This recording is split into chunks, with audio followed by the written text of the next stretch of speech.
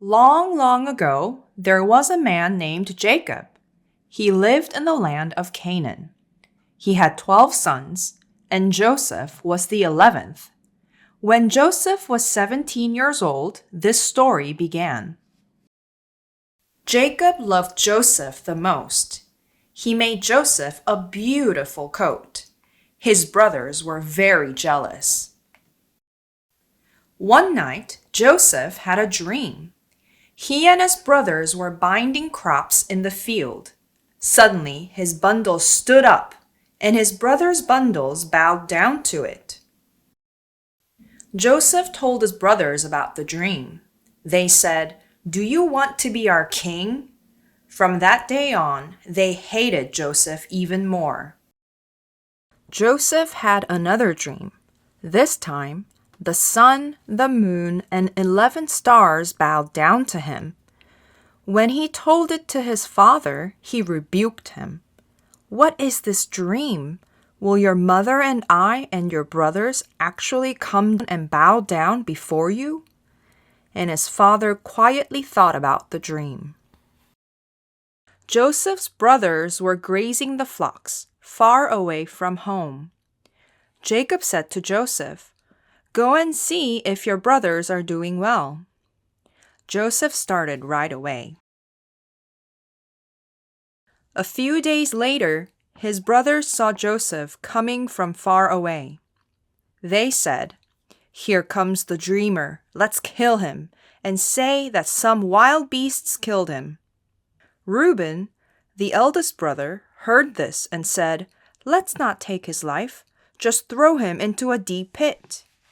He said this to rescue him later. The brothers grabbed Joseph and took off his coat and threw him into a deep pit. It was empty and there was no water in it. Before long, they saw a caravan coming. Judah said, "What will we gain if we kill Joseph? He is our own brother after all." They pulled him out and sold him to the merchants. The brothers killed a goat and dipped Joseph's coat in blood. They came home and showed it to their father. Jacob cried, "This is my son's coat. He was surely torn to pieces by a wild beast."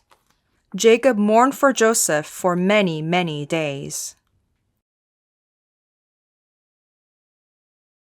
Joseph was taken to Egypt and sold to Potiphar, Pharaoh's official. Joseph worked hard. Everything he did went well because God was with him and blessed him. Potiphar put Joseph in charge of everything. Now 10 years had passed.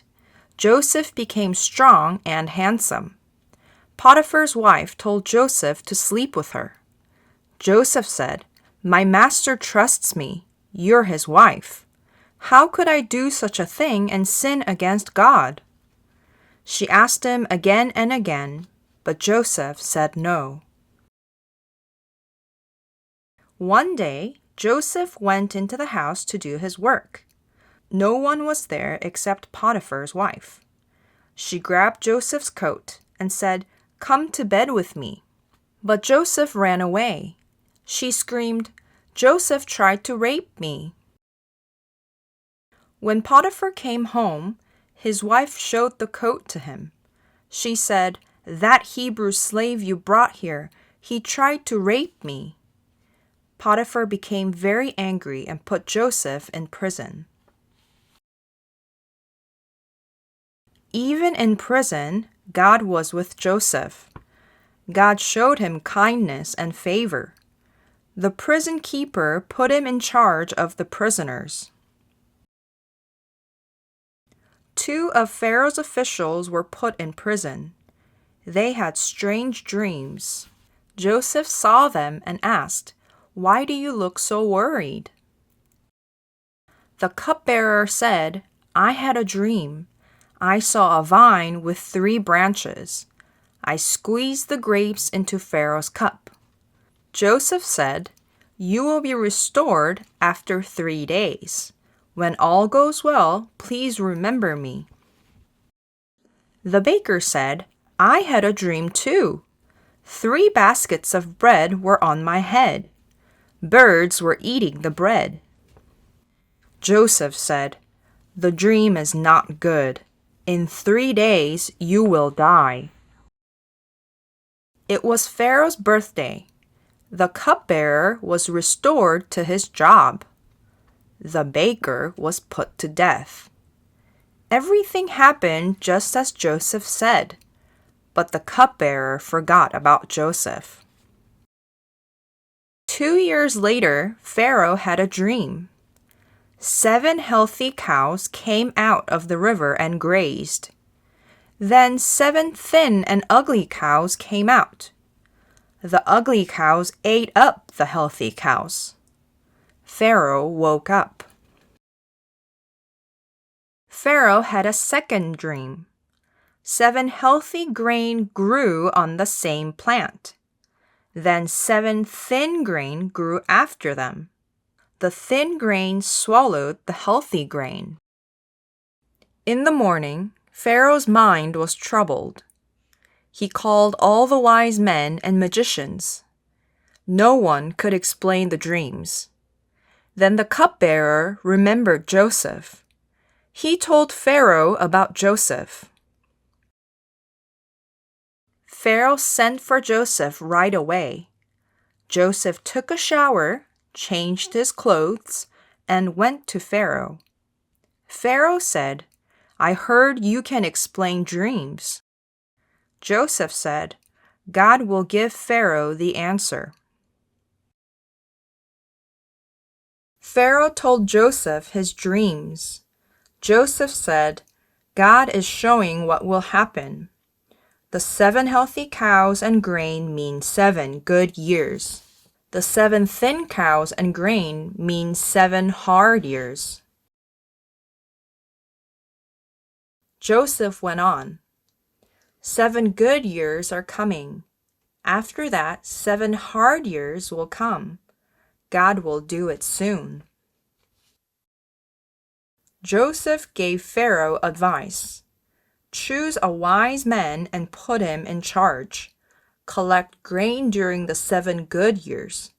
When the 7 hard years come, open the storehouses. This plan will save lives. Pharaoh said, "God has shown all this to you. No one is as wise as you." Joseph was put in charge of all Egypt. From slave to ruler, God's plan came true.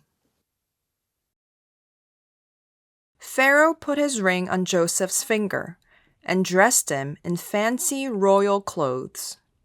He had Joseph ride in a special chariot. People shouted, "Make way!" Everyone bowed down to him. Pharaoh said to Joseph, "No one can act without your word." He gave him a priest's daughter as a wife. When all this happened, Joseph was 30 years old. There were 7 good years. The land produced a lot of food. Joseph collected huge amounts of grain and stored it in the cities. 2 sons were born to Joseph. Then the 7 hard years began. There was famine everywhere. But in Egypt, there was plenty of food. People came and asked Pharaoh for food, and he said, "Go to Joseph." In Canaan, there was a severe famine too. Jacob heard that Egypt had a lot of food. He sent 10 of his sons to buy grain. He did not send Benjamin because he was afraid to lose him. Joseph's brothers came and bowed down to him. Joseph recognized them immediately, but they did not know him. Joseph remembered his dream. Joseph shouted loudly, "You are spies!" The brothers said, "No, we are not spies. We came to buy food. We were 12 brothers from Canaan. The youngest is with our father, and one is no more." Joseph said, "You are spies. If you are not, prove it. One of you must go and bring your youngest brother. Until then, the rest of you will stay here in prison." After 3 days, Joseph said, "Do this, and you will live. One brother will stay in prison.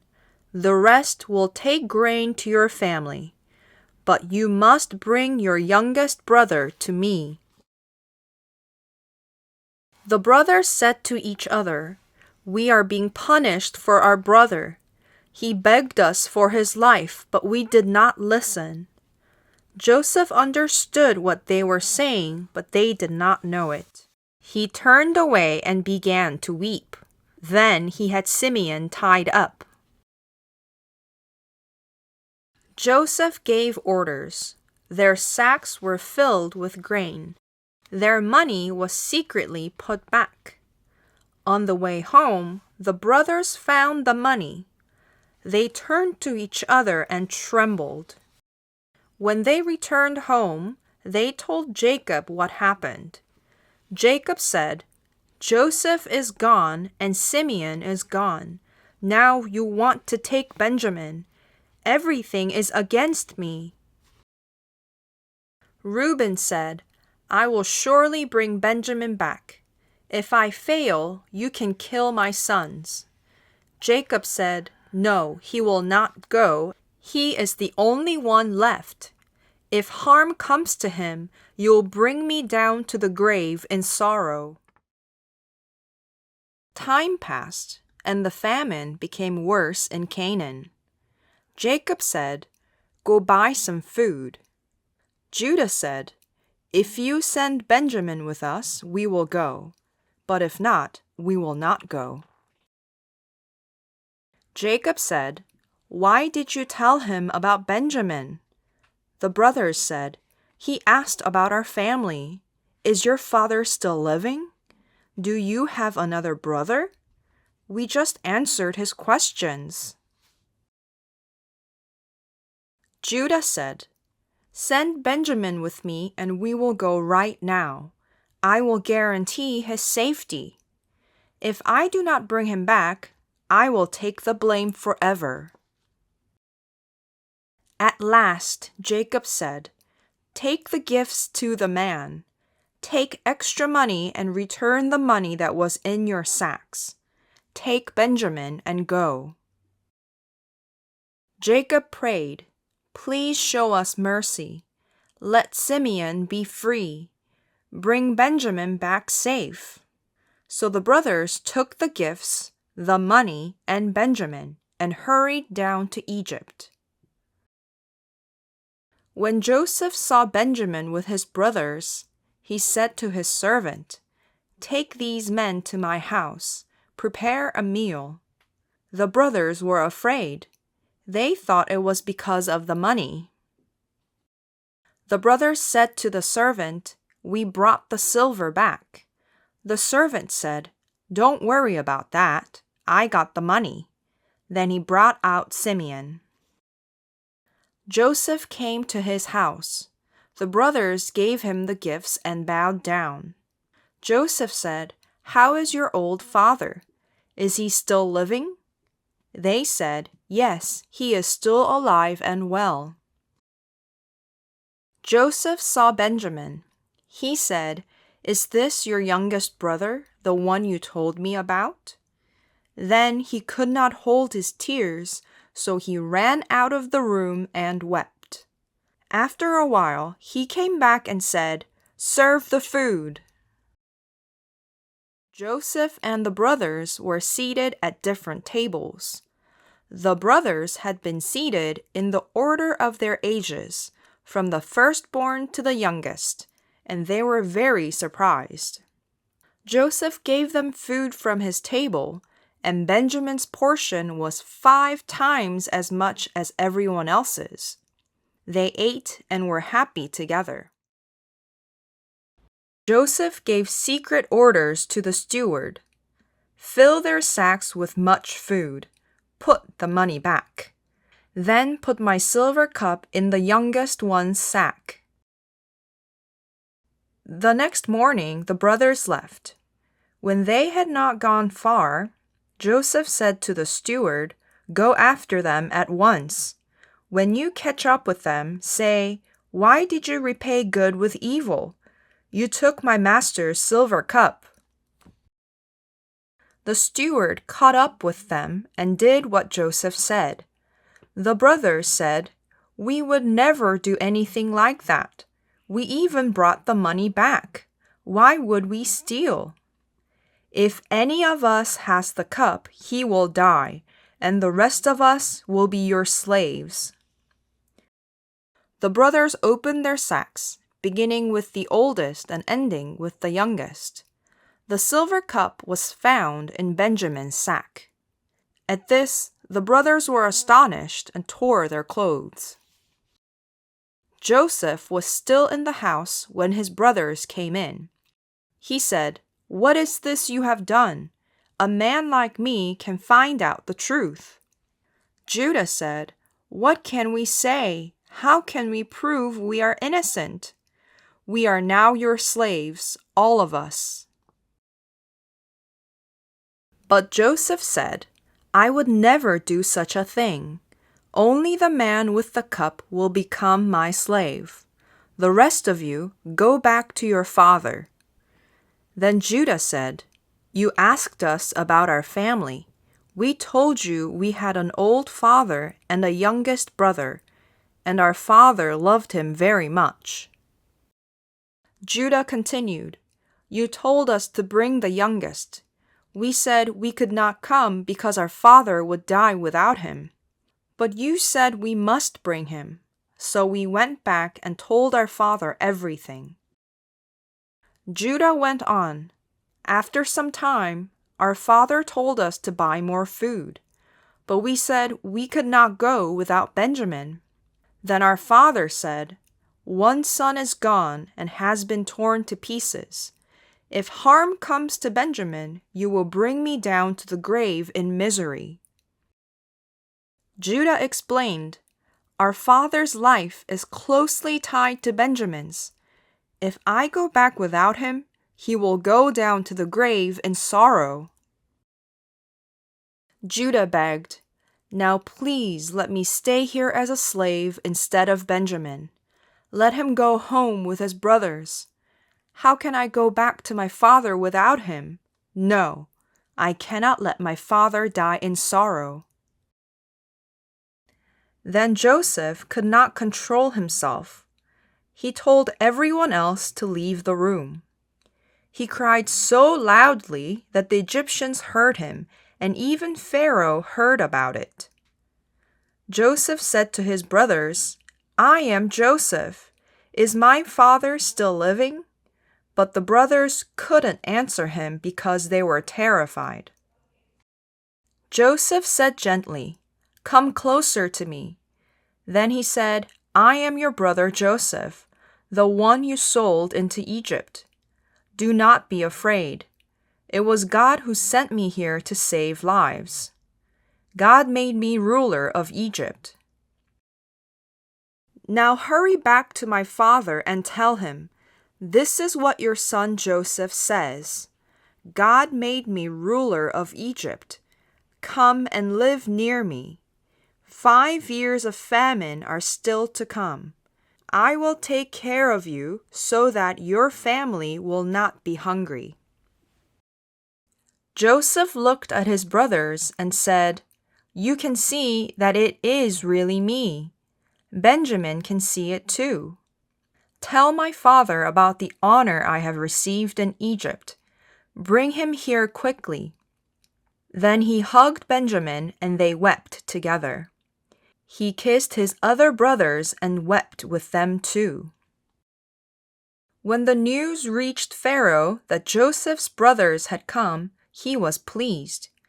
So he said to Joseph, "Tell your brothers, take carts and bring your father and your family here. Do not worry about your things. The best of Egypt will be yours." So Joseph's brothers went back to their father. They said, "Joseph is still alive. In fact, he is ruler of all Egypt." At first, Jacob was stunned and did not believe them. But when he saw the carts, his spirit revived. He said, "I'm convinced my son Joseph is still alive. I will go and see him." So Jacob packed everything and left for Egypt. Before he went on, he stopped to pray to God. That night, God spoke to him in a dream. "Do not be afraid to go down to Egypt. I will make you into a great nation there. I will go with you and bring you back to Canaan. Joseph will close your eyes when you die." Meanwhile, Joseph rode in his chariot to meet his father. When he saw him, he ran to him, hugged him, and wept for a long time. Jacob said, "Now I am ready to die, since I have seen you alive." Soon after that, Joseph brought his brothers to Pharaoh. They bowed down before him. Pharaoh said, "What is your job?" They said, "We are shepherds. The famine is very severe in Canaan, so we came to stay here for a while. Please let us live in Egypt." Pharaoh told Joseph that his family could live in the best land of Egypt. Joseph brought Jacob to Pharaoh, and Jacob blessed him. Then Joseph settled his family there. During the famine, Joseph took care of them and gave them food according to the number of their children. As time passed, the famine was so severe that people had no food. They came to Joseph to buy grain. Soon their money was gone, so they asked Joseph for help. Joseph said, "Bring me your animals. I will give you food in exchange for them." So they lived through that year. When that year ended, the people returned to Joseph and said, "We have nothing left. Buy us and our land in exchange for food. Give us seeds so that we may live and grow food." Joseph listened and agreed. Then Joseph said to the people, "Today I have bought you and your land for Pharaoh. Here is seed for you. Plant the seed and grow food. When you harvest, give one part to Pharaoh and keep the rest for yourselves." Many years passed. Jacob's family became fruitful and grew very strong in Egypt. One day, Jacob knew that his time was near. He called Joseph and said, "When I die, bury me in Canaan, where my fathers are buried. Do not bury me in Egypt." Joseph promised, and Jacob worshipped God. Sometime later, Joseph heard that Jacob was very ill. He quickly took his 2 sons and went to see him. Jacob said, "God promised to bless me. I will make you fruitful and make you grow into a great nation. I will give the land of Canaan to your descendants forever." Jacob went on, "Your sons, Ephraim and Manasseh, who were born in Egypt, will be mine. They will each receive land along with my other sons." Then he looked at Joseph's sons and said, "Who are these?" Joseph said, "They are the sons God has given me here." Now Jacob's eyes were failing because of old age, so Joseph brought them close to him. Jacob said, "I never expected to see you again, but now God has let me see your sons too." Then Joseph moved them away from Jacob and bowed down to him. He took both of them, Ephraim to Jacob's left and Manasseh on his right, and brought them close to Jacob. But Jacob surprised everyone and crossed his hands. He put his right hand on Ephraim, the younger son, and put his left hand on Manasseh, the firstborn. He said, "May God bless these boys. May they grow and increase greatly." When Joseph saw his father placing his right hand on Ephraim, he was upset and confused. He said, "No, Manasseh is the firstborn. Put your right hand on him." But Jacob said, I know. He will become great, but Ephraim will be greater." So he blessed them and put Ephraim ahead of Manasseh. Then Jacob said, "I am about to die, but God will be with you and bring you back to Canaan." Jacob called all his sons together and said, "Gather around so I can tell you what will happen to you in the future." This is what Jacob said about Joseph. "Joseph is like a fruitful vine near a spring. He grows strong and spreads everywhere. People attacked him, but he stayed strong because God helped him.